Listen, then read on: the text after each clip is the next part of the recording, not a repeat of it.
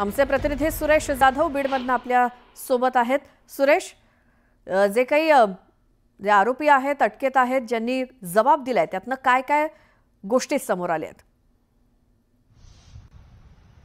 संतोष देशमुख हत्या प्रकरणाची काल जी सुनावणी बीडच्या न्यायालयामध्ये पार पडली, या सुनावणीसाठी विशेष सरकारी वकील उज्ज्वल निकम हे देखील या ठिकाणी होते आणि उज्ज्वल निकम यांनी जवळपास 32 मिनिट एकूण जी घटना कशा पद्धतीने घडली होती आता घटनाक्रम सांगितला आणि घटनाक्रम सांगत असताना वेळ त्याचबरोबर त्याला जे पुरावे आहेत ते देखील मान्य न्यायालयासमोर मांडले होते।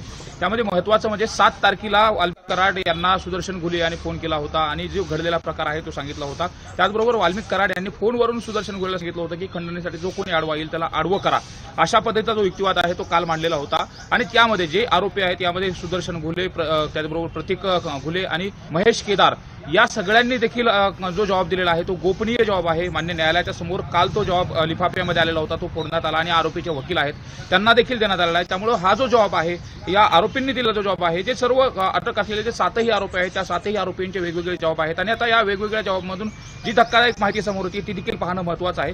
विशेष म्हणजे खंडणी प्रकरणातला मास्टर माइंड कोण आहे, तर खंडणी प्रकरणातला मास्टर माइंड हा वाल्मिक कराड आहे। वाल्मिक कराड यांच्या सांगण्यावरून खंडणी मागितली गेली, अशा पद्धतीचा युक्तिवाद देखील काल मांडण्यात आलेला होता। आणि हत्येचा जो काही प्रकार घडला तो हत्येचा प्रकार घडत असताना या हत्येला अंजाम देण्याचं काम जर कोणी केलं असेल तर ते सुदर्शन घुले यांनी केलेलं होतं, असं देखील काल युक्तिवादामध्ये मांडण्यात आलं। त्याचबरोबर या आरोपींनी स्वतः कबुली देखील दिल्याचं जे काही वरिष्ठ सूत्राकडून माहिती मिळते की या आरोपींनी जे जबाब आता काल मान्य न्यायालयासमोर जे लिफाफ्यामधले बंद लिफाफ्यातले जबाब फोडण्यात आले होते आणि ते देखील देण्यात आले होते, त्यामध्ये देखील माहिती समोर येते। त्यामुळे एकंदरीत जर संपूर्ण बिलकुल सुरेश, या सगळ्या माहितीसाठी धन्यवाद। थोडक्यात काय तर सुदर्शन घुलेनं हत्येची कबुली दिलेली आहे, आणखी तपास केला जाईलच।